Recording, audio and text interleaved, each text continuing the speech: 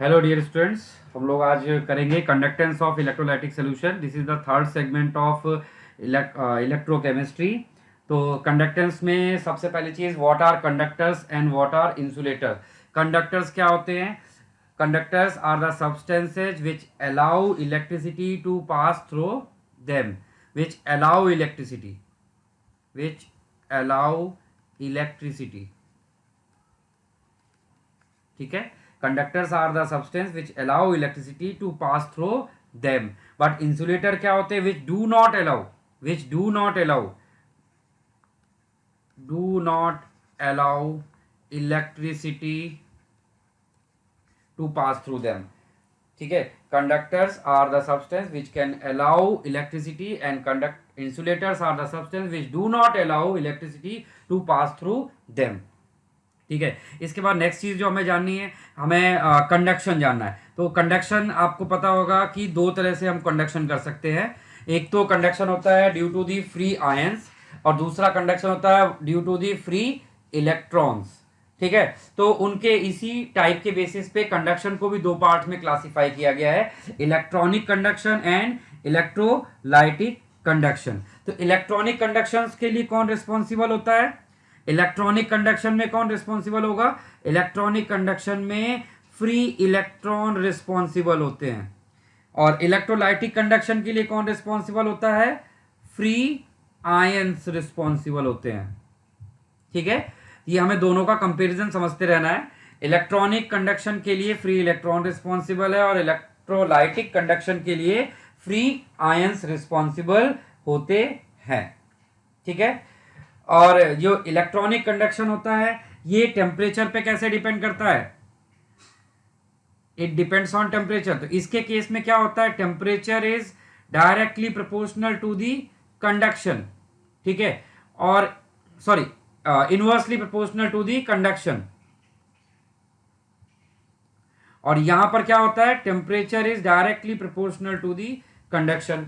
मतलब electronic conduction में अगर हम टेम्परेचर बढ़ाते हैं तो क्या होता है? रेजिस्टेंस बढ़ जाता है। रेजिस्टेंस बढ़ जाने की वजह से वहां पे कंडक्शन स्लो हो जाता है। और इलेक्ट्रोलाइटिक कंडक्शन में क्या होता है? इसमें उल्टा है, टेम्परेचर बढ़ाते हैं तो क्या होगा? Number of free ion solution में इंक्रीज कर जाते हैं, जिसकी वजह से कंडक्शन इंक्रीज कर जाता है। ठीक है, ये पॉइंट यहां तक आपको याद रहेगा। तो एक पॉइंट आप यहाँ ये भी लिख सकते हो कि इलेक्ट्रोलाइटिक कंडक्शन में जो टेम्परेचर होता है वो डायरेक्टली प्रोपोर्शनल होता है किसके? रेजिस्टेंस के। ठीक है, और वहीं पर अगर हम इलेक्ट्रोलाइटिक कंडक्शन देखते हैं तो वहां पर जो टेम्परेचर होता है वो रेजिस्टेंस के क्या होता है? Inversely proportional. यानी टेम्परेचर अगर आप बढ़ाएंगे तो रेजिस्टेंस क्या हो जाएगा? कम हो जाएगा। टेम्परेचर कम करेंगे तो रेजिस्टेंस क्या हो जाएगा? टेम्परेचर कम करेंगे तो रेजिस्टेंस बढ़ जाएगा। टेम्परेचर बढ़ाएंगे तो रेजिस्टेंस कम हो जाएगा। तो ये बेसिक इंपॉर्टेंट डिफरेंसेस होते हैं इलेक्ट्रोलाइटिक और इलेक्ट्रॉनिक कंडक्शन में। ठीक है भाई, चलिए इसके बाद अब हम लोग मेनली, हमारा जो फोकस है वो कौन है? हमारा मेनली फोकस होता है इलेक्ट्रोलाइटिक कंडक्शन। हमारा मेन फोकस कौन है? Electrolytic conduction. हमें इस चैप्टर में इलेक्ट्रोलाइटिक कंडक्शन पढ़ना है, इलेक्ट्रॉनिक कंडक्शन नहीं। इलेक्ट्रॉनिक कंडक्शन आप लोग फिजिक्स में पढ़ते हैं, करंट इलेक्ट्रिसिटी वगैरह में, बट हम लोग यहां पर पढ़ेंगे इलेक्ट्रोलाइटिक कंडक्शन। तो नेक्स्ट चीज है, इलेक्ट्रोलाइटिक कंडक्शन कौन कर सकते हैं? तो हमें पता है कि इलेक्ट्रोलाइट कैसे होते हैं। तीन तरह के इलेक्ट्रोलाइट्स पॉसिबल होते हैं। We have three types of possible electrolytes. एक तो होता है स्ट्रॉन्ग इलेक्ट्रोलाइट, स्ट्रॉन्ग इलेक्ट्रोलाइट। तो स्ट्रॉन्ग इलेक्ट्रोलाइट जो होते हैं उनमें इलेक्ट्रॉनिक कंडक्शन सबसे अच्छा होता है। ये इलेक्ट्रॉन्ग इलेक्ट्रोलाइट वो होते हैं जो 100% आयनाइज हो जाते हैं, तो इसीलिए इनका कंडक्शन भी सबसे अच्छा होता है। इनके एग्जाम्पल हो गए जैसे कि NaCl, KCl, HCl, acid, base, कुछ भी आपके जो होंगे वो सब क्या है? स्ट्रॉन्ग इलेक्ट्रोलाइट की कैटेगरी में आते हैं। उसके बाद है आपका वीक इलेक्ट्रोलाइट्स। वीक इलेक्ट्रोलाइट्स वो सब्सटेंस होते हैं जिनको अगर आप वाटर में डालेंगे तो बहुत कम आयनाइज होते हैं, और अगर आयंस कम होंगे तो ऑब्वियसली उनका कंडक्शन भी कंपैरेटिवली लेस होता है। इसके एग्जांपल हो सकते हैं एसिटिक एसिड, NH4OH, ठीक है। ऐसे आपके जितने भी वीक एसिड वीक बेस या वीक एसिड वीक बेस के सॉल्ट होंगे वो सब हमारे लिए क्या होंगे, वीक इलेक्ट्रोलाइट्स होंगे। और थर्ड कैटेगरी होती है नॉन इलेक्ट्रोलाइट्स की। ये वो सब्सटेंस होते हैं जिनमें इलेक्ट्रोलाइटिक कंडक्शन होता ही नहीं है। इलेक्ट्रोलाइट जैसे कि वुडन मटेरियल, तो इनमें कोई भी इलेक्ट्रिसिटी पास नहीं होगी, तो ये सब हमारे नॉन इलेक्ट्रोलाइट्स हो गए। जैसे कि ग्लूकोज भी अगर हम लेते हैं, ग्लूकोज होंगे, यूरिया ले लिया हमने, केन शुगर ले लिया, इनको अगर वाटर में डालें और उसमें हम करंट इलेक्ट्रिसिटी देखेंगे तो वहाँ पे क्या होगा, ये कंडक्शन इनकी वजह से नहीं होगा। वो भी जो भी कंडक्शन होगा ड्यू टू दी वाटर हो सकता है, लेकिन इनकी खुद की वजह से कंडक्शन वहाँ पर नहीं होता। तो नॉन इलेक्ट्रोलाइट वो सब्सटेंस है जो कंडक्शन के लिए रिस्पॉन्सिबल नहीं होते।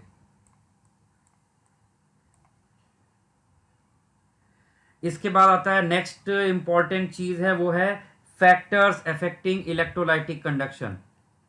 फैक्टर्स अफेक्टिंग इलेक्ट्रोलाइटिंग कंडक्शन, ठीक है।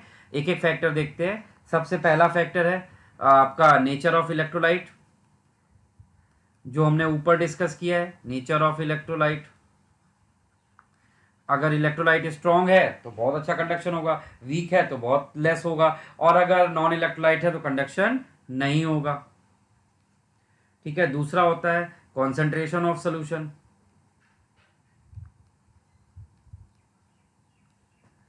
तो जितना मोर dilute a solution more is the conduction. In a strong electrolyte, the interionic attractions are less at lower concentration, whereas in a weak electrolyte, the degree of ionization increases on dilution. So, with dilution, conduction increases. So, dilution is directly proportional to the conduction, ठीक है। इसके बाद हमारे पास जो third point है वो है हमारा टेम्परेचर। वो तो हमने अभी डिस्कस कर ही दिया ऊपर। टेम्परेचर बढ़ाने पर क्या होता है, temperature is directly proportional to the electrolytic conduction. तो टेम्परेचर वाला पॉइंट तो हम ऑलरेडी डिस्कस कर चुके थे। इसके बाद हमारे पास फोर्थ पॉइंट है विस्कोसिटी। तो lesser is the viscosity of the solvent, greater is the conductance. तो विस्कोसिटी जितना कम होगा कंडक्टेंस उतना ही ज्यादा होगा। ये एक्चुअली ये भी यही वाला सोल्यूशन, कॉन्सेंट्रेशन बढ़ेगा तो कंडक्टेंस डिक्रीज करता है, कॉन्सेंट्रेशन कम होता है तो कंडक्टेंस इंक्रीज करता है। तो विस्कोसिटी क्या आ जाए, विस्कोसिटी इंक्रीज करेगा तो कंडक्शन क्या होता है, डिक्रीज कर जाता है। तो ये सब विस्कोसिटी हो गया। तो ये कुछ इंपॉर्टेंट फैक्टर्स थे, आप इनको याद रखिएगा। चलिए तो अब हम लोग शुरू करते हैं कंडक्टेंस चैप्टर को। तो कंडक्टेंस चैप्टर में देखिए ये बहुत आसान सा और एक ईजी सा सेगमेंट होता है। यहाँ पे हमें सिर्फ ये देखना है कि करंट जो चार्ज या कंडक्शन हो रहा है उसको कौन कौन से फैक्टर अफेक्ट कर रहे हैं, और फिर उस वक्त जो कंडक्टेंस है उसको जो हम मैथमेटिकली कुछ यूनिट से मेजर करेंगे और उनकी वैल्यूज वगैरह कैलकुलेट करेंगे। चलिए तो इसमें सबसे पहला है resistance and conductance of solution. तो सबसे पहली चीज जो हम लोग यहाँ पे पढ़ने जा रहे हैं वो है रेजिस्टेंस एंड कंडक्टेंस ऑफ। देखिए जब आप इलेक्ट्रॉनिक कंडक्टेंस देखते थे ना, तो इलेक्ट्रॉनिक कंडक्टेंस में पोटेंशियल होता है, करंट होता है और रेजिस्टेंस होता है। लेकिन जब हम इलेक्ट्रोलाइटिक कंडक्टेंस देखते हैं तो वहां पे इन तीनों के अलावा भी कुछ टर्म्स होते हैं, जैसे कि कंडक्टेंस और specific conductance, molar conductance, equivalent conductance, conductivity, cell constant, ये सारे फैक्टर भी वहां पर वर्क करना स्टार्ट कर देते हैं। तो हम लोग इनको भी देखते हैं।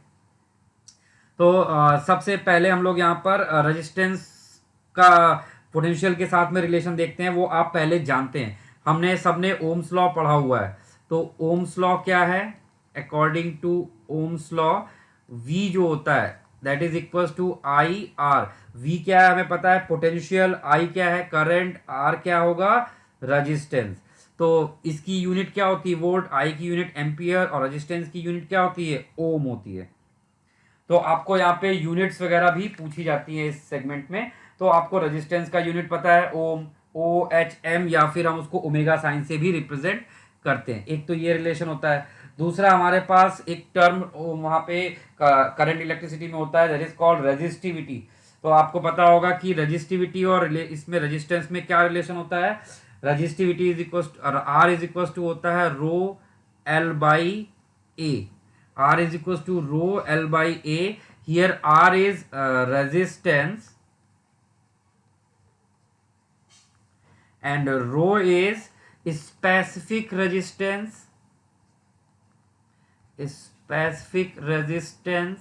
या फिर हम करंट सिनेरियो में इसी को बोलते हैं रेजिस्टिविटी। स्पेसिफिक रेजिस्टेंस और रेजिस्टिविटी। इसके बाद हमारे पास यहाँ पे L क्या है। तो इलेक्ट्रॉनिक कंडक्टेंस में L क्या होता था, लेंथ ऑफ वायर, और A क्या होता था, area of cross section. But electrolytic conductance में L और A का अलग मीनिंग होता है। तो यहां पर देखिए L क्या होता है, L इज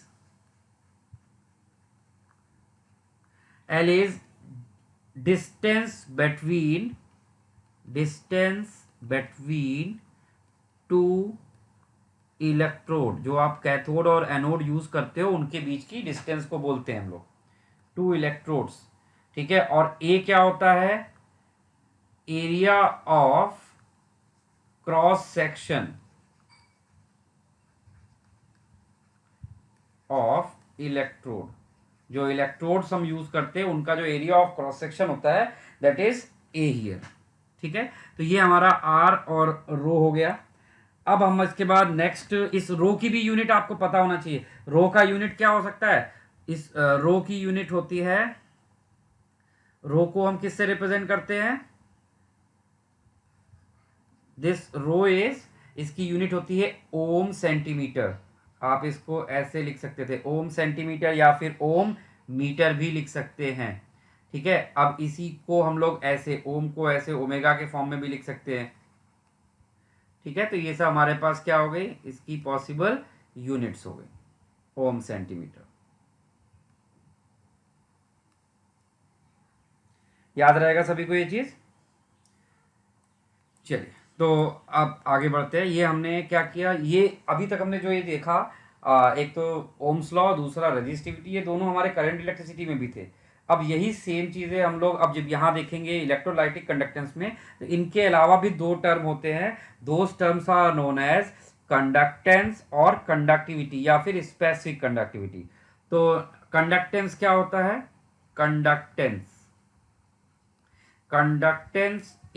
कंडक्टेंस को हम लोग सिंबल देते हैं capital G, and it is equals to 1 resistance. तो conductance is equals to 1 resistance. ठीक है। तो इसके बाद अब हमें इसकी भी यूनिट देखनी है। तो इसकी यूनिट क्या होगी, इसकी पॉसिबल यूनिट्स पे ध्यान रखिएगा।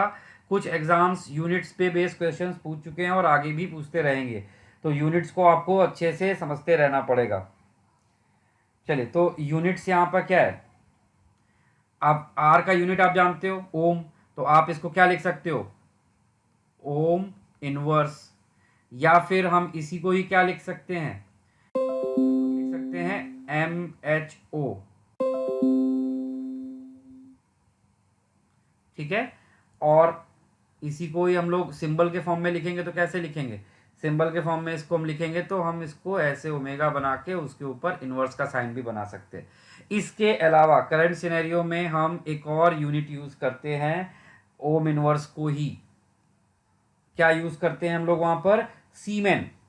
यहां पर हम एक और यूनिट यूज करते हैं नोन एज सीमेन, SIEMEN, और इसको हम लोग सिंबल देते हैं capital S।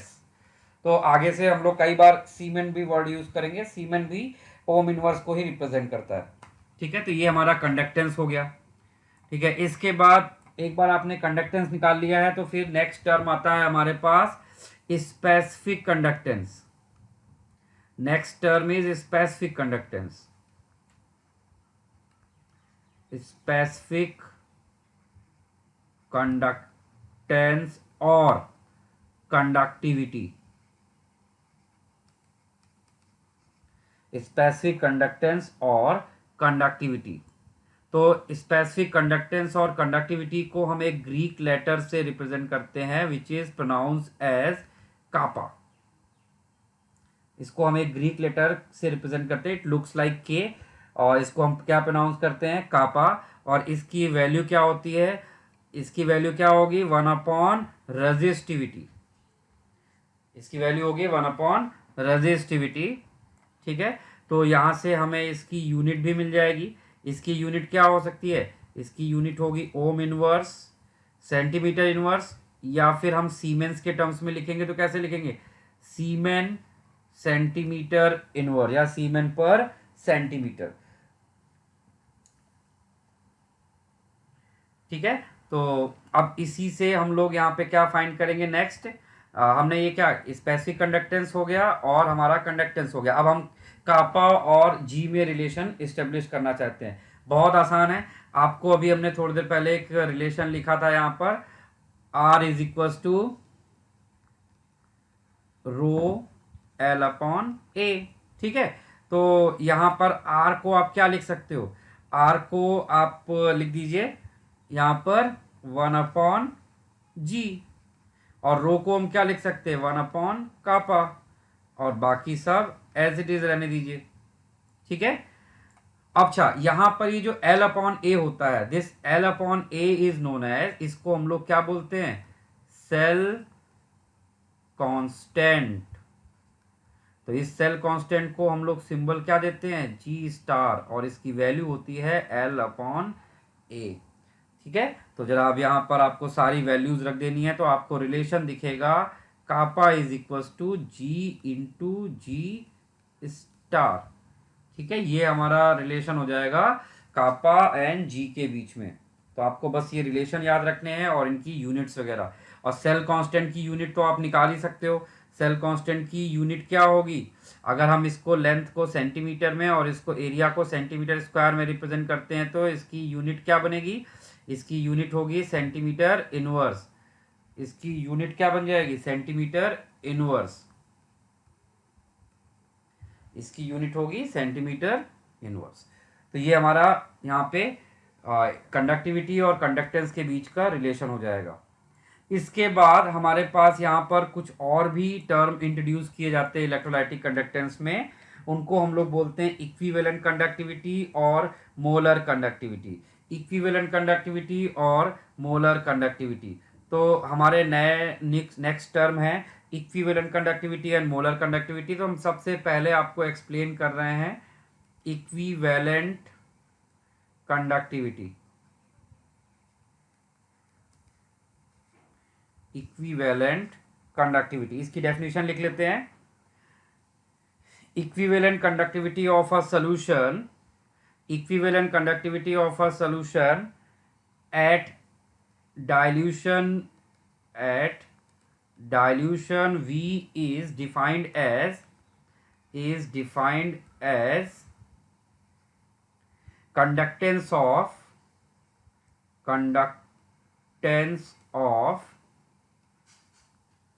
all the ions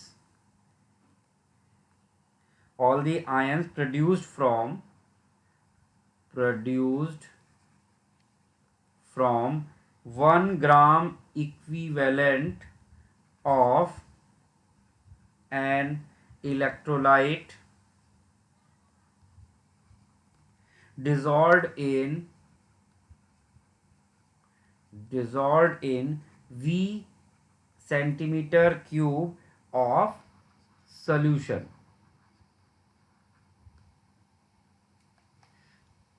V centimeter cube of solution where distance between electrodes is 1 centimeter and area of cross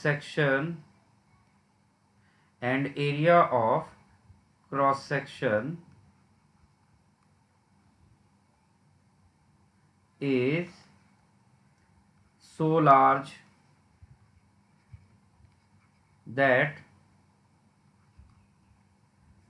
whole of the solution that whole of the solution that whole of the solution is contained between them.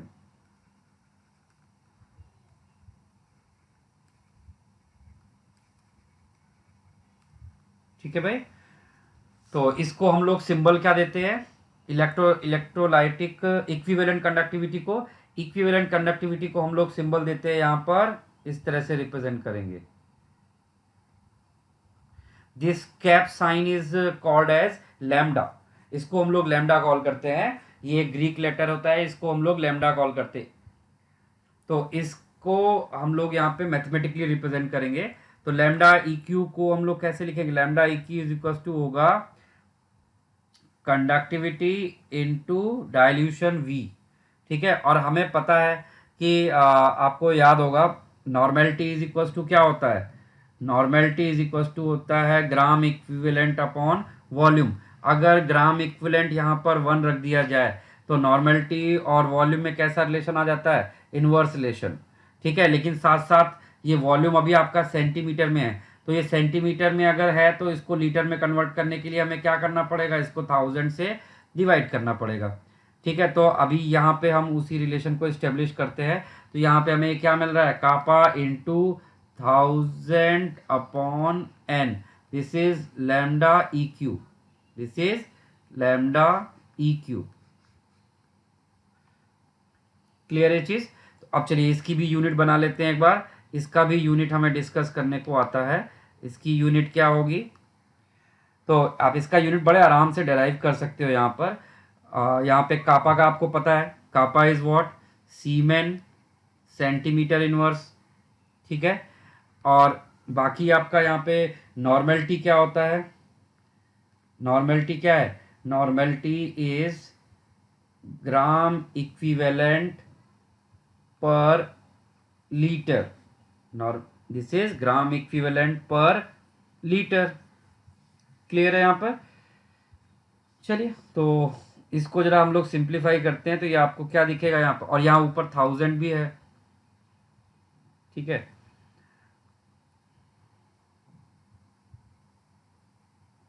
इसको आप जब पूरा simplify कर लोगे तो ये आपको कितना मिलता है, सिंप्लीफाई होके फाइनली मिलेगा सीमेन सेंटीमीटर स्क्वायर, और क्या आएगा, इक्विवेलेंट यानी ग्राम इक्विवेलेंट इनवर्स. ठीक है, यहाँ पर आप पूरा जब सॉल्व करोगे तो ये कितना आ जाएगा, ग्राम इक्विवेलेंट इनवर्स. चलिए, तो ये आपके पास यूनिट हो गई किसकी, इक्विवेलेंट कंडक्टिविटी की. तो ये याद रखिएगा. तो एसआई यूनिट में इसको हम कैसे लिखेंगे, एसआई यूनिट में बस हम, सॉरी यहाँ पे ये सेंटीमीटर था, एसआई यूनिट में हम यहाँ पे सेंटीमीटर की जगह पर बस क्या डाल देंगे, मीटर डाल देंगे, और कोई फर्क नहीं पड़ेगा, बाकी सब एज इट इज रहेगा. ये सब हमने सीजीएस यूनिट में लिखा हुआ है, क्योंकि मोस्टली आप कोई भी सेल कभी मीटर में नहीं लेंथ रहती, वहाँ पे सारा कुछ सेंटीमीटर में रहता है, नहीं तो सेल इतनी बड़ी हो जाएगी, विच इज़ नॉट फीजिबल. इसीलिए हमने यहाँ पे इसको सेंटीमीटर वाला आपको रिप्रेजेंट किया है. ठीक है, इसके बाद सेकेंड टर्म होता है इसमें molar conductivity, molar conductivity.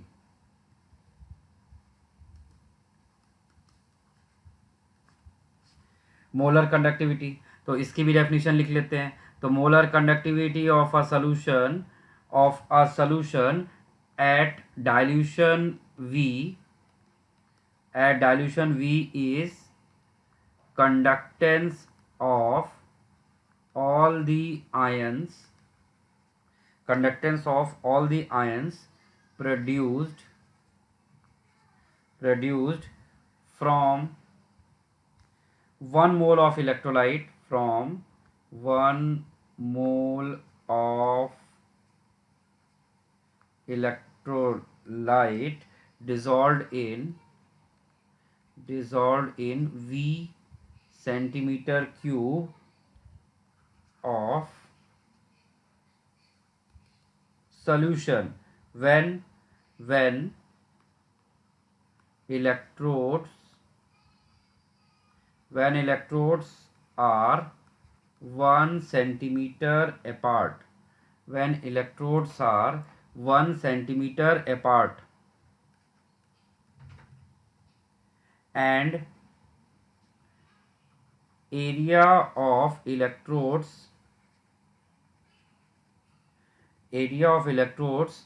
are so large that whole of the solution is contained between them, is contained between them. ठीक है, तो it is usually represented as lambda M, यहाँ पर एम फॉर मोलर और lambda is for conductivity, lambda molar conductivity. तो इसको भी हम मैथमेटिकली कैसे लिखेंगे, वही के इंटू वी, और फिर हमें पता है कि मोलरिटी क्या होता है, मोल अपॉन वॉल्यूम। ठीक है, और वॉल्यूम को अगर आप सेंटीमीटर में है तो उसको लीटर में कन्वर्ट करना पड़ेगा, सेंटीमीटर क्यूब में था तो उसको हमने लीटर में कन्वर्ट किया। और क्वेश्चन में आपको एज पर डेफिनेशन बोला है कि फॉर 1 मोल ये डिफाइन किया जा रहा है, तो फॉर 1 मोल यहाँ पर क्या हो जाएगा, मोल को आप 1 रखोगे तो मोलरिटी और वॉल्यूम में इन्वर्स रिलेशन आ जाएगा। तो यही रिलेशन आपका कन्वर्ट होके ऐसा आ जाएगा। ठीक है, this is your molar conductivity. यह सब आपको फॉर्मूलाज याद रखने होंगे। फिर इसका यूनिट भी निकालते हैं, तो इसकी यूनिट क्या आएगी,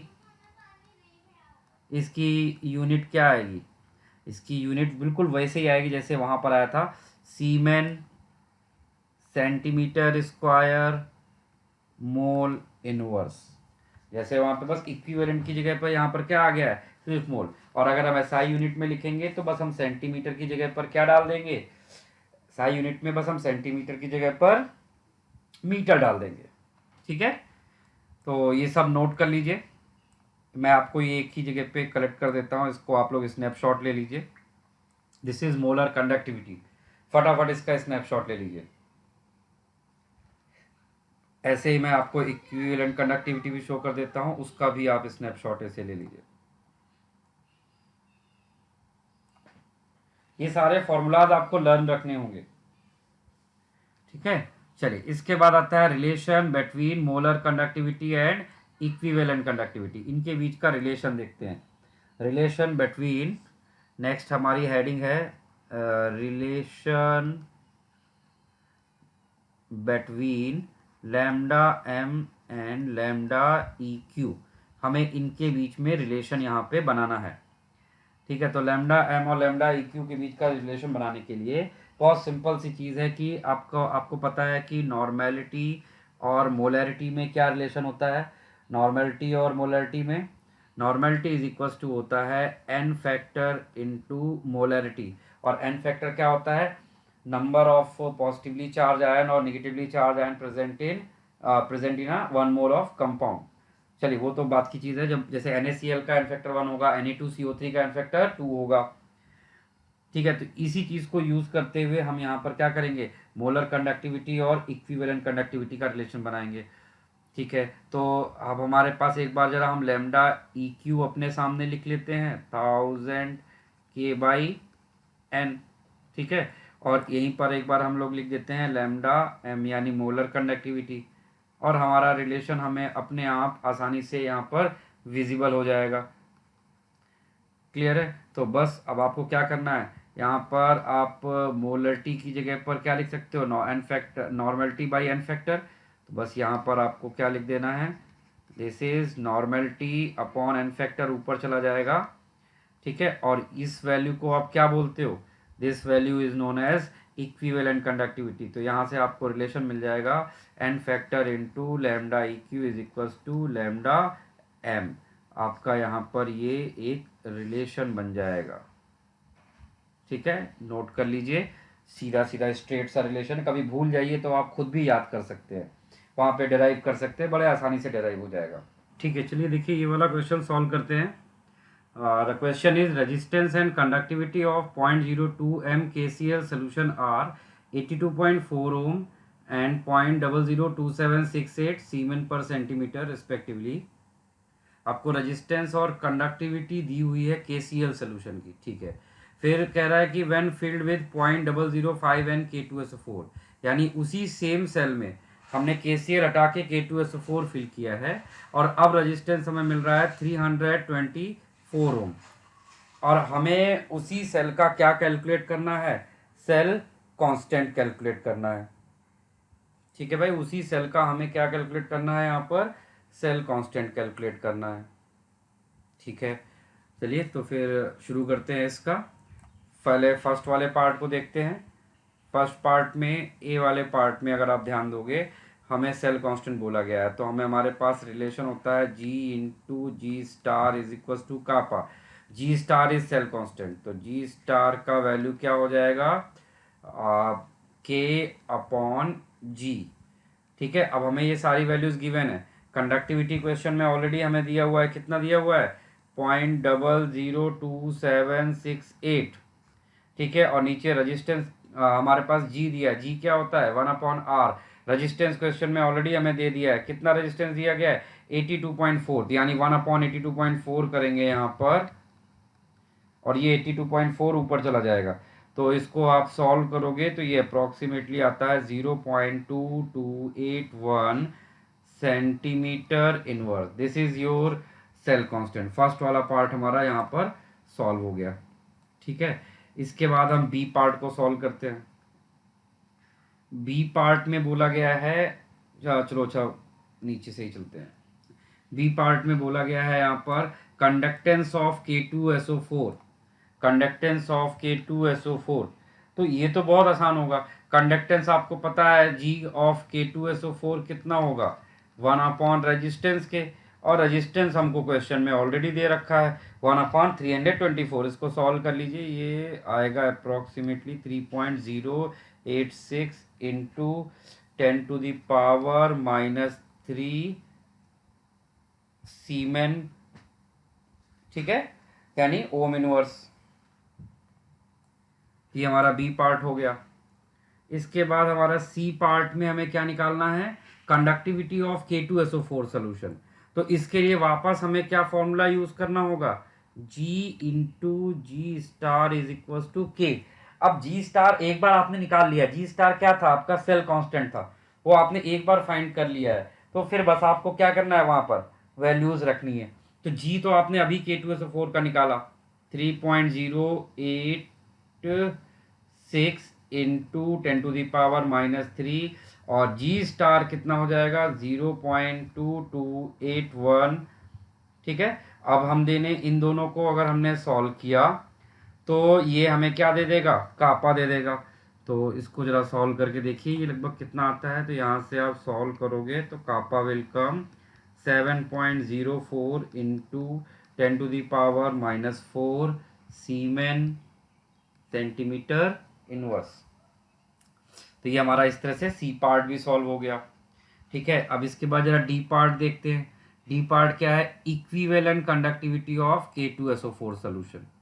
ठीक है भाई, इक्विवेलेंट कंडक्टिविटी देखते हैं। तो lambda E Q is equal to क्या होता है, 1000K/N। ठीक है, 1000 को ऐसे रहने दीजिए, के आपने अभी ऊपर निकाला है उसको यूज कर लीजिए। ठीक है, और नॉर्मेलिटी ऑफ सोल्यूशन देखिए क्वेश्चन में क्या दिया है, 0.005 N, 0.005 N, that is also given, तो पुट इट हियर। अब इस पूरे को जब आप सॉल्व करोगे तो ये अप्रोक्सीमेटली आता है 140.8 सीमेन सेंटीमीटर स्क्वायर इक्विवेलेंट इनवर्स। तो ये हमें क्या मिल गया, हमारा इक्विवेलेंट कंडक्टिविटी। और लास्ट वाले में ऑब्वियसली वो मोलर कंडक्टिविटी निकालने को बोल रहा है। देखिए मोलर कंडक्टिविटी निकालने के यहाँ पर दो तरीके हो सकते हैं, या तो आप एन फैक्टर यूज करके निकाल दीजिए। आपको पता है कि molar conductivity is equal to होता है N factor into equivalent conductivity, और K2SO4 का एन फैक्टर कितना होता है, 2 होता है, और इक्विवेलेंट कंडक्टिविटी आपने अभी निकाल के रखा हुआ है। इसको सॉल्व कर लीजिए, ये आपको कितना आ जाता है, ये आ जाएगा 281.6 सेंटीमीटर सीमेन मोल इनवर्स। ठीक है, तो इस तरह से हम लोग इसके क्वेश्चंस भी कर सकते हैं, बहुत आसान क्वेश्चन होता है, आपको कुछ भी एक्स्ट्रा इफर्ट करने की ज़रूरत नहीं पड़ती है। ठीक है, तो ये इतना आप आसानी से समझ सकते हैं। इसके बाद आता है, नेक्स्ट है एक छोटा सा बहुत फाइन सा कॉन्सेप्ट है, वैसे आप यहाँ पढ़े ना पढ़े तो भी कोई इतना फ़र्क नहीं पड़ता, लेकिन हम लोग जब सब कुछ कर रहे हैं तो हम लोग इसको भी नहीं छोड़ते हैं। तो वो फाइन सा कॉन्सेप्ट क्या है? Ionic conductance. आयनिक कंडक्टेंस, ठीक है। यहाँ पे conductance of an ion in solution is inversely proportional to its size. तो बहुत छोटा सा एक डेफिनेशन सिंपल सी यहाँ पर आप डाल लीजिए। The conductance of an ion, conductance of an iron in solution is inversely proportional to the inversely proportional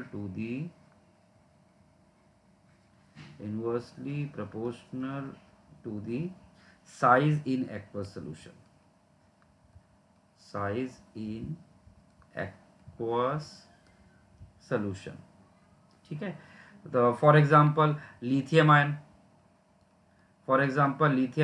it has very high charge to size ratio, ठीक है, that is called charge density, due to which it gets hydrated to a larger extent. तो when dissolved in water, then size of lithium ion is greater than, far greater than size of lithium gaseous. तो फिर से एक बार reason समझ लीजिए। Lithium ion has a very high charge density due to which it gets hydrated to a larger extent and when dissolve in water. तो उससे क्या होगा, इसका साइज जो होगा, इसका साइज इसके गैसीय स्टेट से बहुत ज़्यादा हो चुका होगा, ठीक है। अब देखिए, अब जैसे यहाँ पर हम गैसीय स्टेट में अगर साइज कंपेयर करते हैं तो साइज ऑफ जो K+ होगा वो Na+ से ग्रेटर होगा, और Na+ का साइज जो होगा वो लिथियम से ग्रेटर होगा इन गैसीय स्टेट। ये हमने किस चीज़ का ऑर्डर बनाया है? साइज का। वहीं अगर हम एक्वस स्टेट में देखेंगे, एक्वस स्टेट में आपको क्या दिखेगा कि जो लिथियम आयन है उसका साइज सबसे ज़्यादा है, फिर सोडियम आयन का होगा, फिर सबसे उसके बाद किसका होगा, उसके बाद आपका आएगा यहाँ पर पोटेशियम आयन का, ठीक है। ये साइज का हमारा रेशियो बन जाएगा। तो यहाँ पे मैंने क्या बताया, ionic conductance is inversely proportional to the size. तो एक्वस स्टेट में अगर हम आयनिक कंडक्टेंस कंपेयर करें, ionic conductance in aqueous state, तो हमें क्या दिखेगा, हमें बिल्कुल रिवर्स ऑर्डर दिखेगा, यानी हमें Li+ जो है वो सबसे कम होगा, और उससे ज़्यादा, सॉरी R लिखा मैंने यहाँ पर, R नहीं लिखना था, हमें यहाँ पर क्या चीज़ लिखना था, मोलर कंडक्टिविटी ऑफ Li+ इस सबसे लीस्ट होगी, फिर मोलर कंडक्टिविटी ऑफ Na+, और सबसे ज़्यादा जो मोलर कंडक्टिविटी होगी वो किसका होगा, K+ का होगा। तो ये रीज़न कहाँ से आया, ये साइज से आया था। तो एक ये वाला पॉइंट आप अच्छे से नोट कर ले, आपको ये बहुत हेल्प करता है, ठीक है। तो अच्छे से मैं इसको एक बार पूरा एक पेज में ले लेता हूँ, आप इसको स्नैपशॉट शायद ले लें।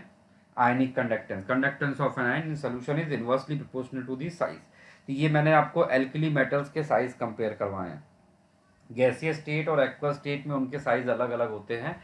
तो गैसीय स्टेट में कंडक्टिविटी अलग होगी और एक्वस स्टेट में कंडक्टिविटी अलग। हमें यहाँ पर इलेक्ट्रोलाइट स्टडी करना है, यानी हमारा फोकस एक्वस स्टेट पे है, इसीलिए मैंने आपको एक्वस स्टेट की आयनिक कंडक्टिविटी और मोलर कंडक्टिविटी कंपेयर करके दिखाया हुआ है, ठीक है। इसके अलावा एक तो ये फर्स्ट पॉइंट था, फिर उसके अलावा कुछ स्पेशल पॉइंट्स हैं, आप इन पॉइंट्स को नोट कर लीजिए और इनको यूज़ करिएगा। फर्स्ट पॉइंट है, बहुत सिंपल सा है, greater the number of ions more is the conductivity.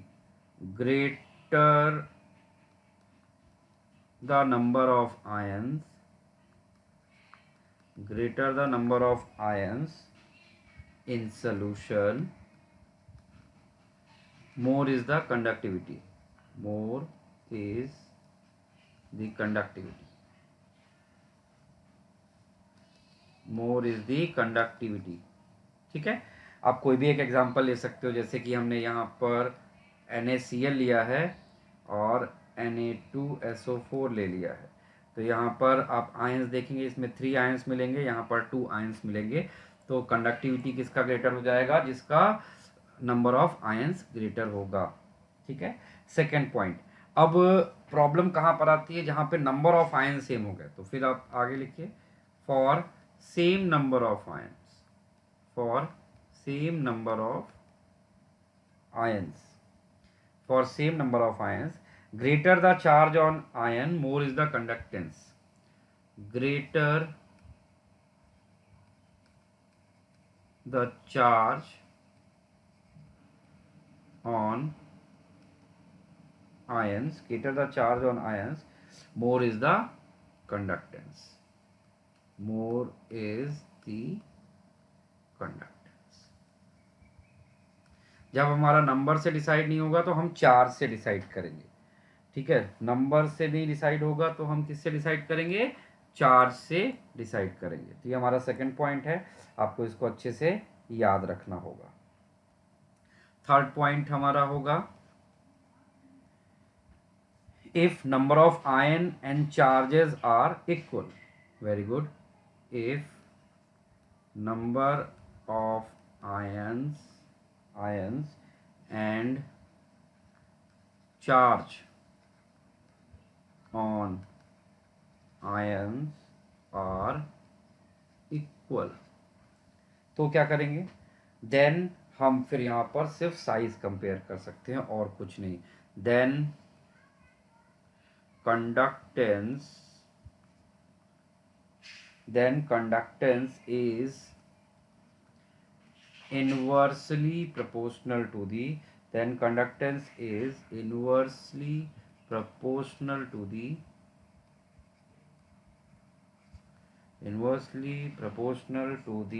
to its size in aqueous medium, size in aqueous solution। ठीक है, तो ये पॉइंट्स भी याद कर लीजिए, ये आयनिक कंडक्टेंस कंपेयर करने में आपकी हेल्प करेंगे। ठीक है।